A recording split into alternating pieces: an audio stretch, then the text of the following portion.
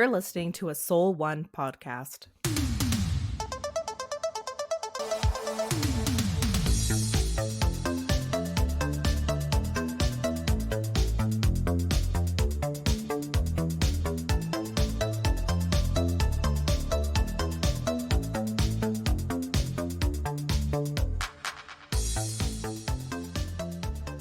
So Taylor, the Golden Globes happened. They quietly happened. I don't know if you knew they were coming up. I didn't. They were out about a week ago. By the time people are listening to this, I did not hear a single or see any advertising whatsoever for them. They were still on TV.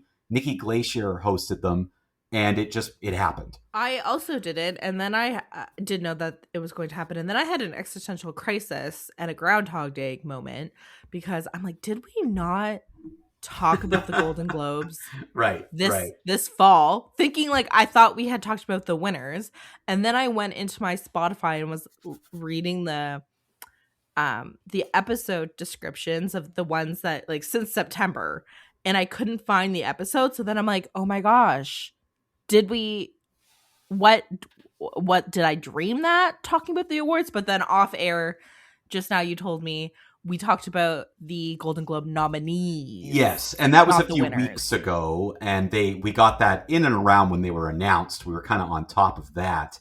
I didn't realize, and should have, that the award ceremony is so early in January, which now that I think of it, it is early. every year. It's always early. You get the Oscars a little bit later in the calendar, but again, this is all for 2025 movies. So it does kind of make sense to have your award ceremony early in 2026. But I think what's interesting, a lot of countries face the same problem we do in Canada, where we get a lot of these award movies a little bit late. You were just mentioning to me, Taylor, again off air, that there's a lot of buzz movies that are up for awards this year that just got dumped on streaming platforms this past week. Do you think they did that because the Golden Globes? Oh, I'm sure. I'm sure some of it that's true, especially the ones for rent. Like anything that's out there that you can rent or they can still get money off of course they would do that because that just makes sense. Like you want to have your movie out there where people are talking about it. Like there's ones like Hamnet and stuff that are still in theaters that you're not going to get. But I saw Sinners and Weapons that were out there, One Battle After Another. I know you saw a bunch as well. Like they put a lot out on Amazon Prime, Crave. For rent, some are free just with the subscription. Like they definitely did that dump about a week ago. I think I might watch because we talk movie the way we record now, I can't really tease what I'm going to be reviewing next week, but I'm seeing Begonia, and I might be pronouncing that wrong. That's available for rent. Want to see that, although I missed the last one he did, the last anthology movie. Good Fortune I wanted to see, Mike, and now it's available to rent. I didn't see that one. Okay. And we'll get into it when you rattle off the winners, but Seth Rogen won an award. Was it for Good Fortune? Okay. No, he won for his TV show, The Studio. He actually won twice, I believe. He won as an actor, and then he's a producer on it and won one of the show awards. So he actually got 2 Golden Globes, which is good to see. Seth Rogen, Canadian. Die My Love is also up for rent on Amazon. I will not be watching that movie. That movie looks way too anxiety-inducing for me, personally. This is a movie, Mike, that I saw in theaters, had absolutely zero buzz, have no idea if it was nominated for anything. Jordan Peele's new movie, Him. Did you hear anything about that? I haven't heard a lot about it, but I did see not like a preview, but you know how they do sometimes little like flash previews and stuff for different things. So I saw like a little bit of info because this is about kind of a sports star who's trying to make it in football, and there's a coach that's a little bit weird, and there's some strange stuff going on. And yeah, like it's another Jordan Peele like horror drama movie. Looks really interesting. Like I'm definitely interested to see it, but I haven't seen a full preview yet, just kind of some of the little clips. It didn't really make a big flash. And then one more movie No. that I want to mention because I am really surprised to see this already on Prime Video for rent. I didn't even think this was in theaters yet. You reviewed this movie, the first one, maybe last year or the year before, Black Phone 2. Oh yes, yeah, yeah. That I did note was out this past fall in theaters. I ended up choosing not to see it. I honestly wasn't very interested in seeing a Sequel? sequel to that one. Like I just didn't really see the point of it. But I do remember seeing stuff in theaters about it and kind of making that conscious choice not to go. That one kind of just skipped right by me. So anyways, that's only Amazon Prime. So if you are getting ready for award season, you're going to start seeing these movies trickle onto streaming, whether to stream or to rent. And so I know we're going to have a lot of things to catch up on. But you know what also is the problem, Mike? Around this time, movies that, and this happens to me every year, and you're very good about doing this, but I'm not. Um, Around the time that the award movies are being dumped, other 2025 or the previous year American movies are also going on streaming, not necessarily award nominated, and I want to watch those movies more. Like Mm. I want to watch um Good Fortune more than I want to watch Begonia, and I don't know if Good Fortune is up for anything. Yeah. I mean, not that I saw, but So I have to do a real Sophie's Choice when it comes to picking my movies the next couple weeks. But anyways, we'll cross that bridge when we get to it. and you know we got about almost 2 months till the Oscars, so you probably have a little bit of a grace period to watch what you want before you got to catch up on the Oscars movie. Because when that Oscars pool announcement comes around, Taylor, your goal is just to not That's finish last. Yeah, and the pressure's on. Oh yeah, we gotta it's the honor of the show here. We can't have a poor showing, but you've never finished last, so you should be fine. Well, I think I've finished second to last. that's right. That's still not last place. Yep. So So just keep that streak that's all I alive. have to do. Before we get to fan questions, which we will today is very much our opening of the envelope mailbag episode. We do want to go over some of the Golden Globe winners, as these will be movies that we feel at least preview Oscar nominees. It's very rare that a Golden Globe winner isn't at least nominated for an Oscar, even if it doesn't necessarily win.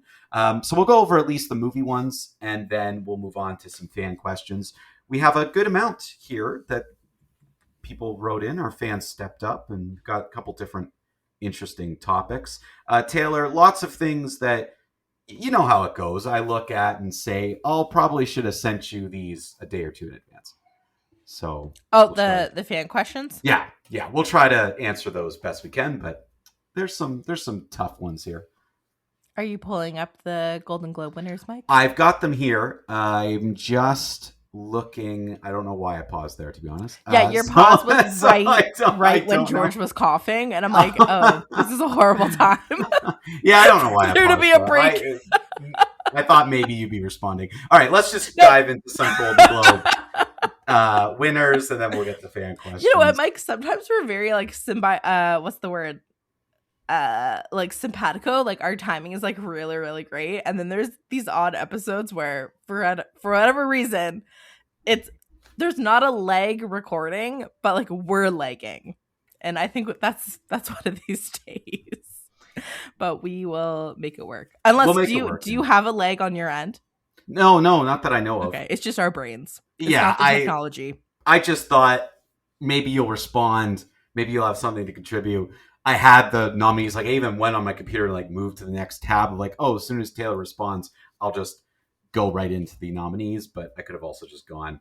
And then, when I heard silence, I also decided, hey, what's good radio? Say nothing. And so we just sat here for a minute. But let's do it. Let's dive into these nominations and get this back on the rails best we can.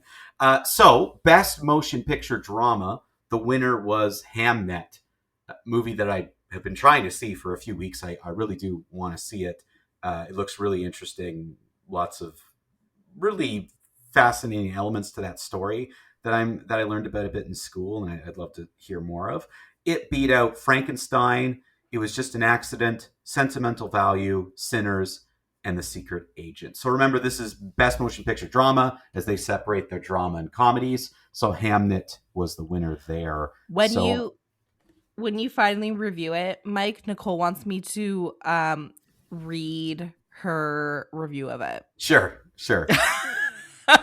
In an episode coming not too far away, because I'll definitely be seeing it.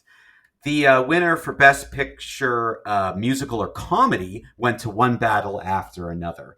So we did talk about that on our show about a month ago. Katie Wilson came on. I have still yet to see it. I don't know, Taylor, if you've had a chance yet. No. It's too long. You'll have to do that one. I don't know. Fair enough. So what it beat out was Begonia, Blue Moon, Marty Supreme, No Other Choices, and Nouvelle Vague or Vogue? Nouvelle Vogue, maybe? Marty Supreme's one I've heard a lot about and is getting a lot of Oscars buzz, as well as One Battle After Another and Begonia. So looks like a pretty interesting group there that could all get nominated for Best Picture. But there's your winner, One Battle After Another. I'm hearing mixed things about Marty Supreme. Yeah, it's interesting. I know that we'll get there. Spoiler: I'm not into actors yet, but Timothée Chalamet did win one of the acting awards for Golden Globes. So there's some buzz around him. Whether or not it's good, we'll have to find out. The Best Motion Picture Animated Movie went to K-pop Demon Hunters, which you did see, and I loved it. I thought it was great. I know almost nothing about who these K-pop Demon Hunters are, so that's very interesting that it was kind of that popular. So that's an interesting win there. Best Performance by a Female Actor Motion Picture Drama went to Jessie Buckley for Hamnet. I'm hearing a lot of buzz for her for an Oscar nomination. So that's pretty good. And then Best Performance by a Male Actor in a Motion Picture Drama went to Wagner Moreau for The Secret Agent. It was a bit of a surprise considering some of the other nominees in that particular category. And the movie The Secret Agent, I know it was nominated here and there, but it didn't win much. This actor beat out Oscar Isaac and Michael B. Jordan. It's very, very interesting one there. I don't know if you know much about The Secret Agent. No, I'm just reading Wikipedia. It follows a former professor caught in the political turmoil in the midst of the Brazilian military dictatorship. I wonder if it's based on a true story. But so a Brazilian, as far as I can tell, a Brazilian film. I have heard absolutely zero about this movie. Okay. The Best Motion Picture winner for a Best Performance by a Female Actor in a Motion Picture for Musical and Comedy was Rose Byrne, who won for movie If I Had Legs, I'd Kick You. I just recently heard about this because a reviewer I like just reviewed it, and it was an extremely positive review. I don't know if you've heard anything about this movie, Taylor, but it sounds pretty intense. I've heard a little bit about it. It looks like another movie where Mike, I know I sound like a broken record. I'm not in a place in my life where this is going to sound so crazy. And I apologize in advance. I don't really want to be stressed out while watching movies. Yes, this one would probably stress you out a lot. Yes, this one, Begonia, and definitely, I literally just mentioned it, the Jennifer Lawrence movie. Oh, yes. You did just mention that. Not Die, My Darling. Maybe. Is that not what it is? Die, My Darling? No. Yeah. Isn't that what I'm confusing that one with the Florence Pugh movie. Die, My Love. Die, My Love. Okay. Yeah. Die, My Love. Those, Hamnet is another one. I'm don't I'm at the point, Mike, where I listen to audiobooks before going to sleep. And when the audiobook is getting stressful in the plot, even though I know the book is gonna end happy, it's like a fantasy novel. Like I know that all the loose ends are gonna be tied up. I I have to like open up another app and like listen to the book in the background because like I can't deal with that stress. I think that says a lot about my nervous system. And less about the media I'm consuming. But anyways, Yeah, I'm just really not interested in watching that's these fair. like very stressful psychological, and a lot of them have to do, as far as I can tell, about um children dying or like mothers struggling in Hmm. motherhood. And I'm like, Yes. as a young mom, not interested. Yeah, if I had legs, I'd kick you is very much about that, so I could understand for sure. But I think we all get into those kinds of, whether it be moods or trends, where we just kind of want to stay away. There's months will go by where all I want to do is rewatch the same kind of stuff. I don't want Yeah, anything sure. new. So I think we all get through that, and maybe you're just at a point in your life where that's what you want. And I would say this is the kind of movie to stay away from because it looks a little. Even when I watched the preview and had heard this review, I'm like, this sounds pretty intense. So Stressful. yeah, I could see that.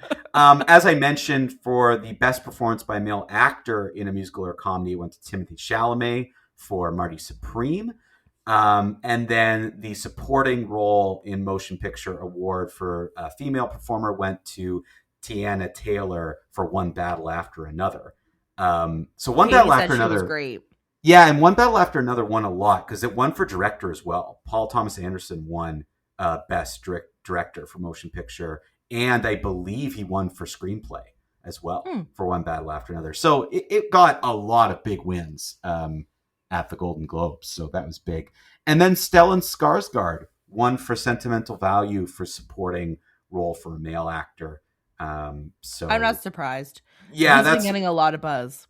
yeah, you talked about this movie a couple of episodes ago, so gave us some details on it. Um, and then one thing I was nice to see is Sinners did not walk away without anything. It did win for best original score. Feels kind As of like a constellation prize. You know, well, we and gotta give him well, something. it also won the consolation prize, which is Cinematic and Box Office Achievement Award. It won that as well. So it very much, they did give Sinners, here's your prize, but also original score. So it did get something. It was nominated for several awards throughout. I'm still hopeful that the Academy will recognize Sinners and Weapons for the quality films that they were. But again, genre films, it's hard. Did your favorite movie of the year, Wicked 2, win any awards? So as far as I saw, no, but I don't think the Golden Globe does technical awards. Like it didn't Right. win for any of the acting. Like where I think Wicked 2 will still get nominations and probably unfortunately wins are like costumes and production design, Production, yeah. even though I don't know how this happened. I think the production design and the quality of costumes and quality of everything went down from movie 1 to 2, even though they filmed them back to back. So I don't get how that happened, but that's what I think will happen. One comment, Mike. I saw some behind the screen promotional stuff, and I did think it was pretty impressive that, and I don't know about the other characters, but definitely the Cowardly Lion, or I don't know if I'm spoiling anything. I don't think I am. It's based on the Wizard of No, Oz. it's fine. The actor that plays the lion, no, Scarecrow, sorry. Um uh it's like practical effects. They didn't CGI that makeup. Yes, So that was all that's practical. pretty impressive. Yeah, not to look at it, but yeah, in terms of the It process, didn't yeah. it didn't translate well. No, and that actor in particular is over the top acting really like weighed Yeah, on fair me enough. in the second movie. Like I felt like in the first movie he was okay because the character, it was fine to be a little over the top, but anytime they're like, okay, now we're going to do something serious, he just like couldn't do it. He's just not a strong actor. So I think that also is coloring my view a little bit, where I'm kind of looking at the face and the scarecrow and seeing this over the top terrible performance and going, this looks terrible. Right. Okay, fair. Because I saw it as like, behind the scenes, like Hmm. the makeup being applied. I didn't see it in Yeah, action, so to in speak. So context. that's Yeah, valid. That's a yeah, valid and I critique. think again, I think it will get nominated for hair and makeup. It'll get nominated for costumes. It'll get nominated for production design. Um, I don't think Wicked 2 deserves any awards whatsoever. I'd be not disappointed or angry with Cynthia Erivo getting a nomination again. I'm fine with some of the acting nominations. Like I get it. The other production value of Pest, like the movie was just not good, so I just don't think you should be rewarding it anywhere. But again, I still think they'll get some nominations. But those are the main movie awards. The thing about Golden Globes, they don't do a lot of technical stuff. They stick to actors, directors, writers, etc. So we'll see if any of this is a preview for the Academy Awards or not. Time will tell. Cool. We have a lot of Stay fan tuned. questions to get through here, so we will go through them. Thank you once again to our amazing fans for getting this to us. So our first one comes from I think it's Priya R. You can correct me if I'm wrong. Wants to know after listening to your review of Stranger Things, one of the things that you both left out was your theory as to what you think happens to Eleven at the end. Do you yourselves have an opinion on how things end, or are you okay sitting with it being unknown? So, any theory, Taylor, as to the ending of Stranger Things? So Do you have your own theory? spoiler alert. We already did a spoiler last week. I mean, Yeah, yeah, but anything today is a spoiler alert. We're yeah, gonna the people whatever might question not. the people have spoken, we're going to answer your Yeah, questions. spoiler heavy. I think she died. I do think it was sloppily written in terms of like pulling together some plot holes, because the one thing that people are saying is it couldn't have been it she had to have been alive elsewhere, because those machines were on that would have like killed her psychic abilities, and yet she was able to get Mike into her mind to tell him her plan or say Well, goodbye. that is because though they weren't pointed near her because she was actually in the like rift to the upside Yeah, she was down. already in the upside down. Yeah, But so she's already there. that's one where I think it was sloppy writing, and that they wanted to create like enough disbelief that it could have gone either way. For me, it's not compelling enough evidence. Some people are using that as like the sign that she wasn't even there.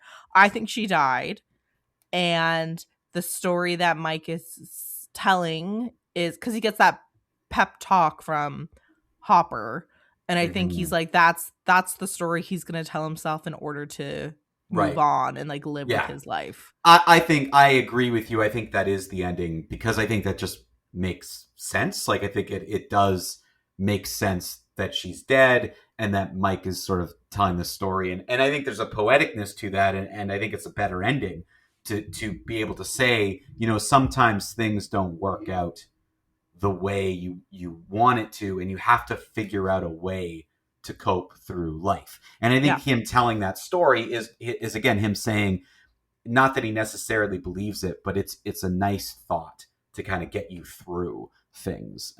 So I do think that that's what happened.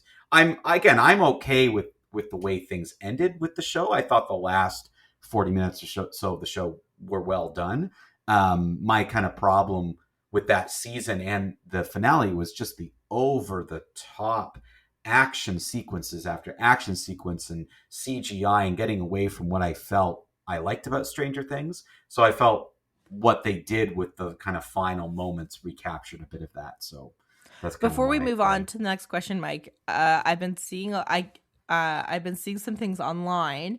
Netflix released a making of season, like I don't know if it's Mm. how many episodes, I don't know what it is, but essentially a special making of the final season. And the Duffer Brothers are getting a lot of flack because apparently, and this is, I haven't watched it, Mike, so you have to take this with a grain of salt. This is what people are saying about it online. It's very evident, apparently, while you're watching, that the brothers had no idea what they were going to do with this season. And that it's like kind of cringeworthy seeing the writing room scenes and them just like Mm, not knowing where they're going to go. But then I yeah. saw some comments being like, well, you obviously don't know how TV is made. The scripts aren't done because apparently the series finale script had not been written before they started filming. And so you get some people on the internet saying that's normal. It's normal that the script wasn't done. They obviously had the storyboards and they just didn't have the dialogue. And then other people are like, no, no, no, no, no. It's like very evident they didn't even have the storyboards finished. So I haven't watched it. I don't have a lot of I'm not invested enough in that IP to watch the behind the scenes. There's other things that I would enjoy that. For Stranger Things, I'll probably pass. But I think that's an interesting debate. That did they know where they were going within reason, or were they completely flying by the seat of their pants? Yeah, because to me it is within reason. Like I would understand you don't have all scenes done. You're rewriting, you're perfecting. I think whatever commenter and whatever kind of discussion you're seeing, they're both right. But both of those things happen. TV shows aren't finished as they're reworking things and making things work, but also usually they have a plan and a direction to go in. And my criticism, not of seeing this documentary, but of only seeing the show is The I end don't product. actually, yeah, the end product, I don't actually care what your process was or how prepared you were. You screwed up. Right? Like you were wrong. Like you were, whatever your process was, maybe you knew everything from the beginning. It was bad. Like it didn't work. So I don't, to me, I guess I don't know if I necessarily care, but it would not surprise me if they were doing rewrites after rewrites, if they didn't know where they were going, if they were flying by the seat of their pants. That would not surprise me at all because it comes off so plainly that this was not as well thought out as it maybe could have been. So, um, our next fan question comes from Chris M, who says, "Okay, Mike, I want you to be honest here. Are you actually excited for Avengers Doomsday, or are you just hoping Marvel figures it out again?" Hmm. Great question. Yeah, I think I'm legitimately interested and excited. Marvel is taking a bit of a break. There will be a Spider-Man movie late summer, and then Avengers Doomsday is not till next December. So it's been a while. They've had time to make these things work. So I would say I am excited for this. And I do think that Marvel can stick the landing. I do think we can get good Marvel movies again because I have seen some. I personally don't believe on hating on something just because it's like popular to do so now. I think Marvel's made a lot of not great decisions and not great movies and TV shows, but they've still been able to do some of the good ones. I thought Thunderbolts was legitimately a great movie and was a lot of fun. So that's kind of my feelings on it. I assume, Taylor, you will not be seeing Avengers Doomsday. No, not unless the fans force me to do it in some sort of contest or fan vote. I literally, as you were talking about it, had to Oh Google. man, that would be amazing if the fans force you to go. It would be the first time I've been fan voted into watching a Marvel movie. No, not interested, not on my radar. I was Googling it as you were talking. I'm like, okay, yes, this is the Robert Downey Jr. um Doom Doom Doctor guy, Doom. Yeah. Doctor Doom. Um so yeah, yep, there's that. So we'll see. Stay tuned We'll on that stay one. tuned. Yeah, hey fans, you heard it here. We do what you tell us to generally. So, um, yeah, and I think at the end of the day, I will probably still go back to Marvel because I do like their movies more often than not. So I would say I'm legitimately excited. This is a question that I think we've kind of answered, but I'll read it out anyway, and we can see if there's any others. But this is from Sam K, who says, "What movie did you mean to see in 2025 but completely missed? but you're still planning on watching it regardless of missing the opportunities to see it in theater. Taylor, I would say we actually do this with quite a bit of movies because sometimes we do wait for it to be on streaming, or as we've mentioned, there's like small theatrical runs, or we literally miss it because of bad marketing. So I think this happens to us quite a bit, actually. Yeah, and people may or may not know this about me. I don't get to go to the theaters nearly as much as I used to. I actually only go to the movies now quarterly since having a child. And so I wait for most things to get to streaming. I did mention at the beginning of the episode, I'm very interested in seeing Good Fortune. I missed that in theaters. And there's also a Brendan Fraser movie that I didn't get a chance to see in theaters. I think it's a 2025 release. Um, Let me just real quick get the name of the movie. Oh, yeah. He was in Um, something. it's like Rent a Family or Yeah, something. something like that. Like, yeah, Rent a Family or something. And it looks kind of like Rental Family. It's a Mm, comedy drama. It did come out in 2025, so that's a movie that I'm hoping to catch up on. It didn't get, as far as I know, any Oscar buzz, no. but it got relatively good reviews. Like, it seems to be a kind of a heartwarming, crowd pleasing movie. So that is one movie that I'm hoping to catch up on when it gets to streaming. Next question here comes from Ben H. This is a fun one.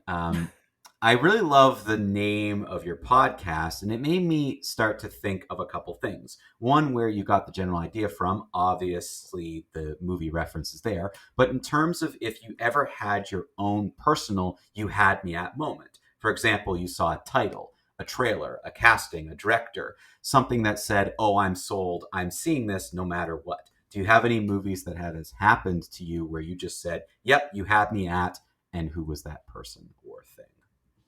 Yeah, I I mean can that's an interesting question. The name of the show, we can answer that first. So we had to rebrand. We didn't have to, Mike, but we decided to rebrand the show. We used to be screening in Kingston, and then we neither of us lived in Kingston anymore. And after a series of events, we decided to rebrand. And so we asked, Dan gave us a list. He's pretty punny. And then I also asked Nicole, longtime friend, longtime listener, longtime co-host, and she gave us a list and we picked the best one out of that list. So that's Yeah, and I think what spoke to us about that name was, Skip It being part of our ranking system, which has always been there. And I think we wouldn't have chosen a name just being like, "Oh, we like this the best. Let's just go with it." It did kind of have that feeling for us of, "Oh, yeah, that makes total sense."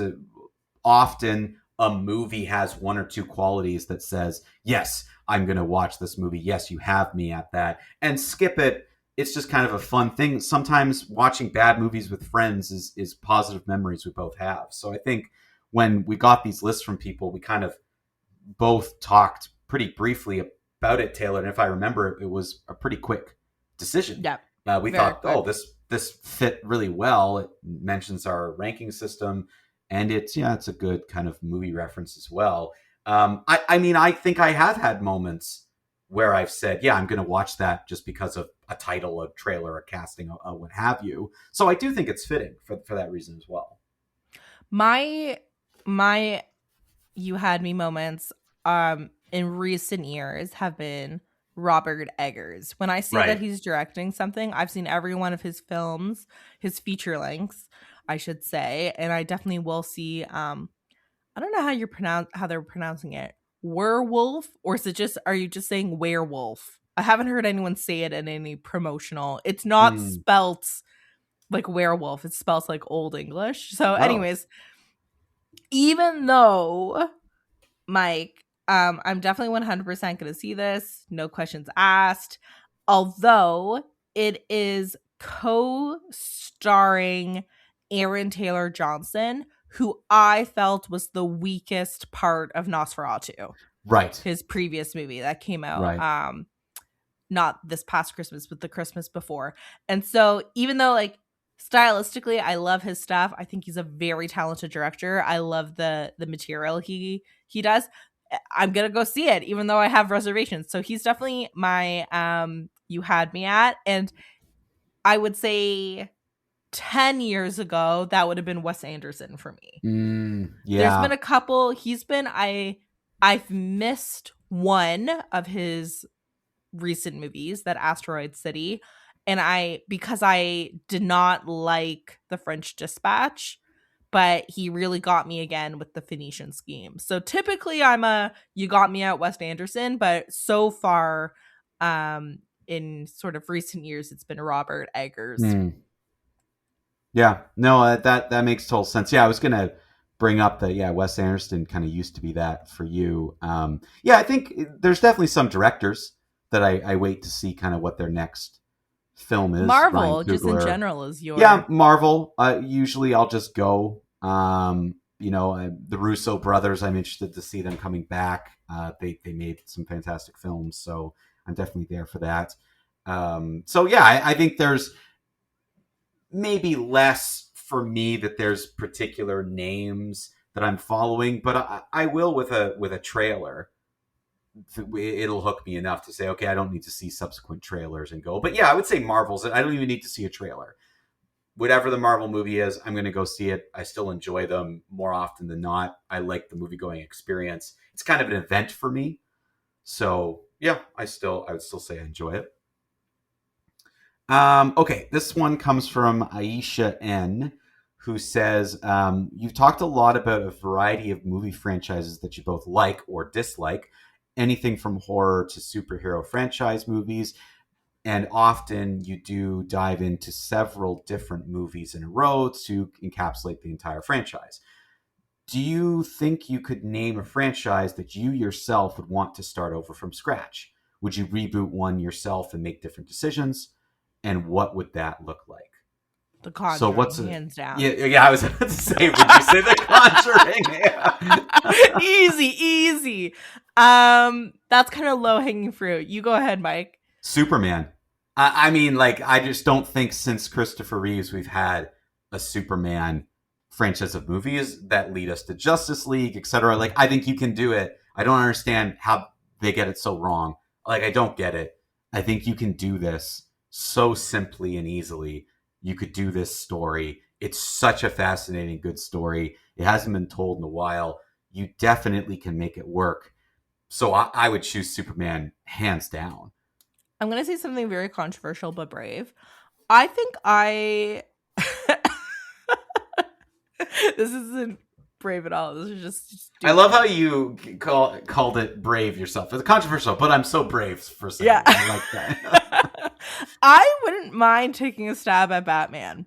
As someone who doesn't read comics. You know, Taylor, that is actually both controversial and brave of you. Yeah. So I agree.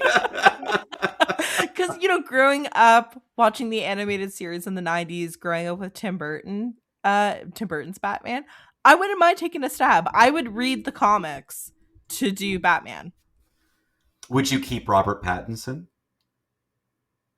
Oh, that's a tough. I think yes, because I wish that, and I mentioned this when we reviewed his Batman. What are they calling it? The Batman? The Batman, yeah. It's been a couple years now, but is Batman 2 not coming out this year? Anyways. Yeah, it is coming out. I thought it was 2027 though. Like they're filming now. Right. But I think it's 2027. I would like to do a franchise with him, but set in the 90s. I don't like that they set it in modern day times. Oh yeah, I agree. Yeah. It feels very grunge, very industrial. And so I think it was a missed opportunity that made it quote unquote modern. I think it would have even been interested to do like early 80s because it's like he's only been Batman for like a year or two. And then, you swap out the actor or you stay kind of with the franchise into the 90s. That's what I would do. See, it's not that crazy. I have good ideas. And I think I think keeping Robert Pattinson is a good He's idea. great. Like I do think he works as Batman. And even like if I were to reboot Superman, I'd probably keep whatever his name is, Cornstarch or whatever his name, that actor, as Superman, because I thought he was very good. And I think he kind of looks the part. I was trying to find his name. I can't find it. But yeah, I would definitely David Cornsweet. That's it. So I'm sorry. I know we shouldn't make fun of people's names, but Mike, that's a name. I gotta say, Cornstarch was pretty close. Yeah, you were like close. I was not that far off. Having not seen the movie and not being, I have absolutely zero connection to Superman. I think, having listened to your review, Mike, again, they fumbled it. It should have been set in the 50s. Definitely. No, they fumbled it by putting it essentially in our future, by throwing in too many things, trying to be cool but not edgy. Like, they didn't go like, oh, we're going like dark and edgy like they did with the last time they did Superman. They were trying to go with this kind of like, oh, look how cool and neat and nerdy we are. I would have just told a more simple story and just get people grounded, and then you can introduce fantastical things along the way. Marvel has the blueprint. I don't understand why this is so difficult. They started with 3 or 4 very grounded, down-to-earth movies, including one set in space, and they still were able to get there pretty easily. Superman is a much better story than any Marvel superhero that they have. Even Batman is.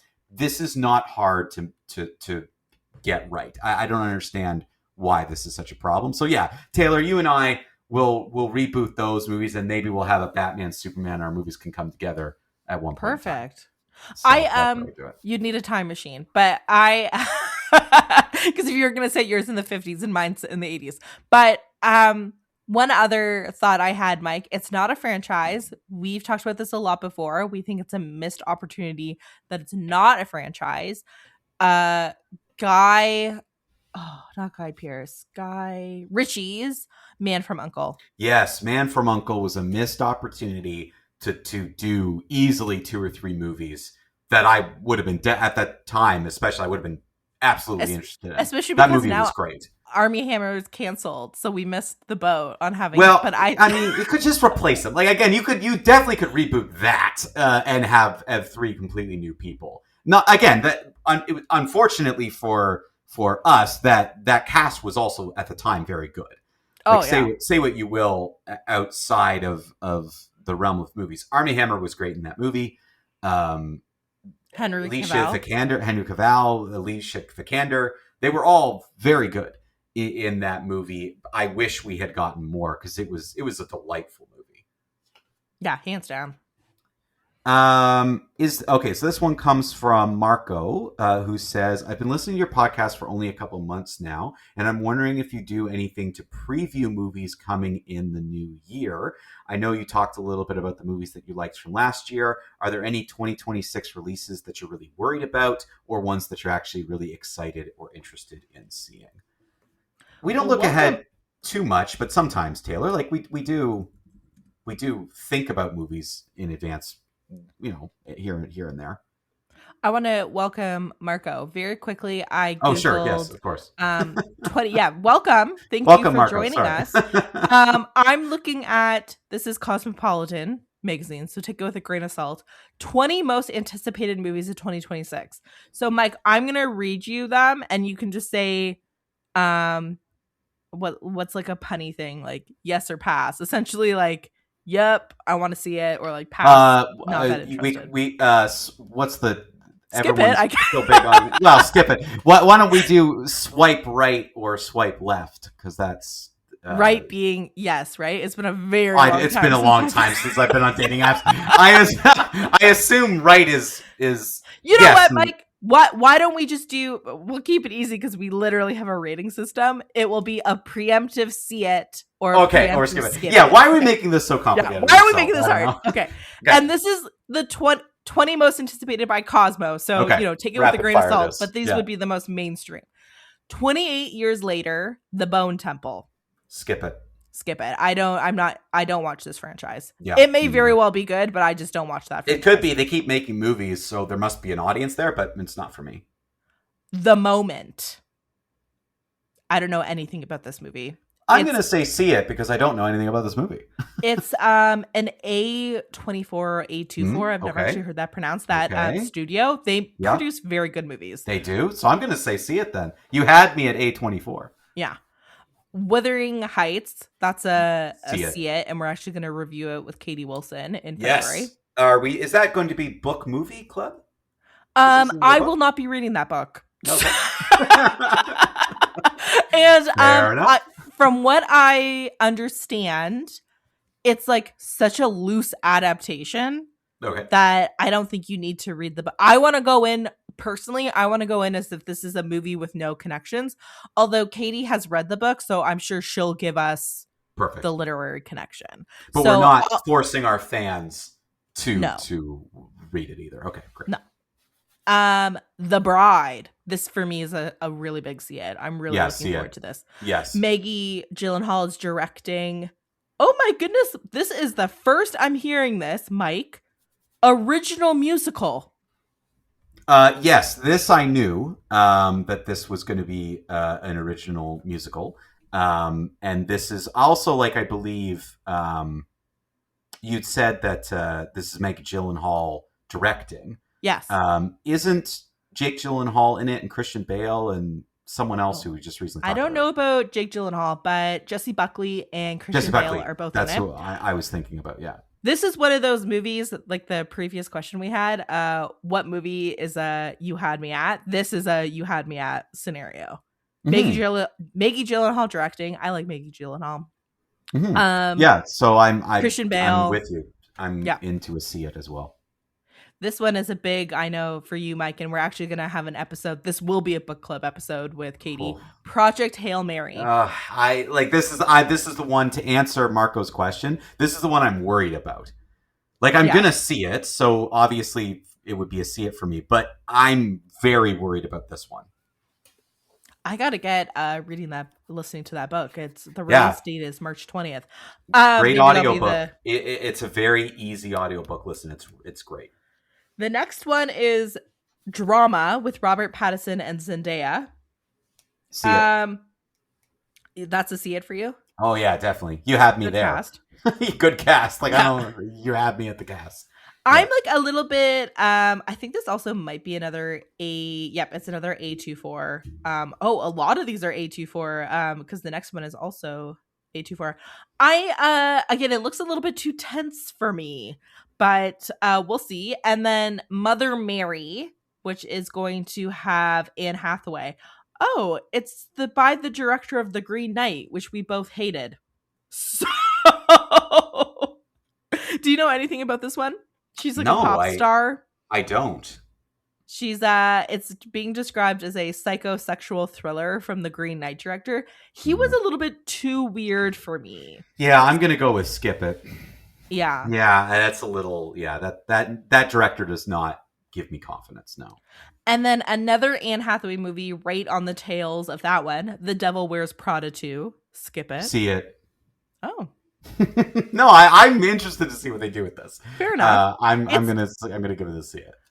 It's based on a book series, and I think this is the sequel, like the book sequel. So it's not like they have source material to go off of, I guess is what. Like I'm not as scared because it's not like they're inventing a whole new story. Because as we know, writers can't really write anymore. So they're adapting the book as far as I can tell. The Mandalorian and Grogu. Yeah. Grogu, yeah. Yeah. Skip it for me. Skip it. Yeah, unfortunately. Not The Mandalorian was a great series. I don't see why I would want to see a movie. Yeah. Disclosure Day. This is a movie by Steven Spielberg. It's about aliens or UFOs or something and stars Emily Blunt. Yes. I saw a preview for this. I'm in. See it. It's a skip it because I don't like space. I think it takes place on Earth, but yeah. If there's aliens, Supergirl. Yeah, skip it. Is this supposed to be in the same universe of this absolutely of the Superman? She had a cameo at the end of the Superman movie. I like the actor. She was in the first season of the Game of Thrones spin-off House of Dragon. She was great in it, and I do like that series. I like that show. The 2 seasons they made were fantastic as far as I'm concerned. But no, I'm a skip it. The Odyssey. See it. It's a see it only because there's like this is going to be the most buzziest movie of the year. It's not a subject that I'm particularly interested in, but I know that it's going to be nominated for awards, so Yeah, I'm going to well, have to see it. I mean, stacked cast. Christopher Nolan. Christopher Nolan, who to me can be hit or miss, but his last couple movies have been hits. I would say the one that had the sound issues, Tenant, was the only one that was like a big miss for me. But the rest of his movies I like, and I do like the story of the Odyssey, so I'm kind of excited for it. Spider-Man: Brand New Day. See it. Skip it. The Social Reckoning, which I believe is the sequel to The Social Network. That's me. I'm gonna have to kind of give the same thing as Devil Wears Prada 2, where I'm gonna say see it, because I'm just curious about this one. Hopes aren't high, but curious. Remain. I don't know a lot about this movie, but listen to the synopsis. This is a see it for me based on the synopsis.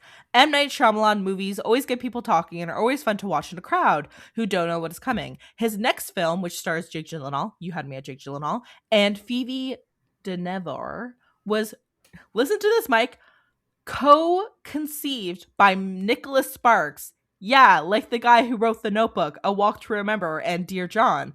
What an interesting collaboration. Aren't you intrigued to see what the movie is about? Yes. Yeah, see it. 100%. Oh, I'm there. I don't even have to see a trailer. I'm seeing this opening night. Definitely. You're a huge M. Night Shyamalan fan. Yes. The Hunger Games: Sunrise on the Reaping. I did not see the first prequel, so this to me is a skip it, but you reviewed Ballad of Songbird. So are you going to see this one?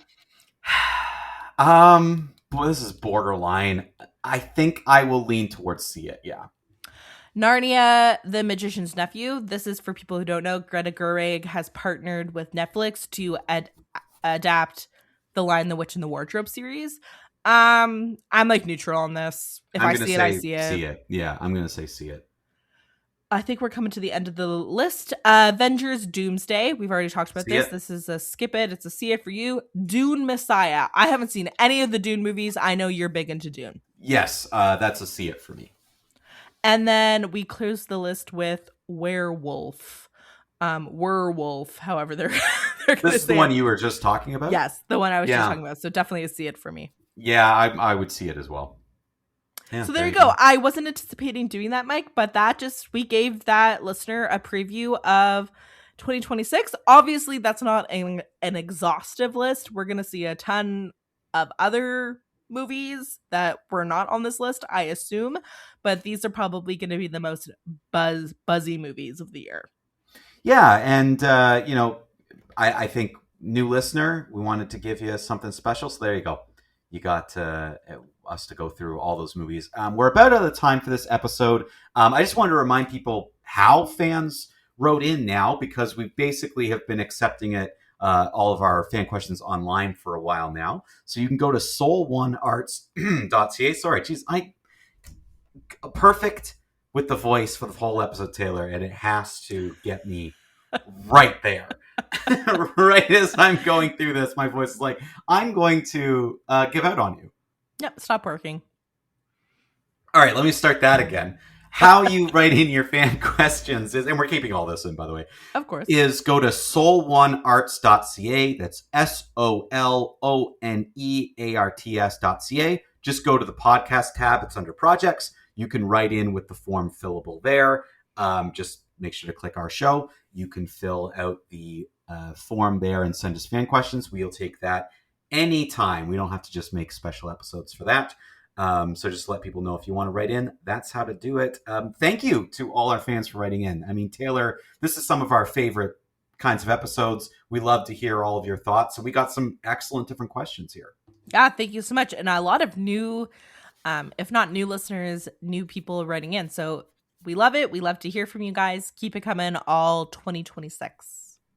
Yeah, thanks everybody. Oh yeah, we're going to end the episode. Our synergy is really off this time. Sorry, I will let you do your outro, Taylor. Go see some movies. Thank you for listening to You Had Me at Skip It, a Soul One Arts Inc. podcast. This podcast is produced by Mike Shepard and Austin Spinner Summer. It is a project of Soul One Arts Inc. To learn more about Soul One and all the great work that Soul One is doing in the arts community, especially in film, theater, and other performing arts, visit soul1arts.ca. You can contribute to this podcast by visiting soul1arts.ca and going to the podcast tab. You'll find all the information on You Have Me at Skip It and how you can get your questions read on air each week. Thank you again for listening.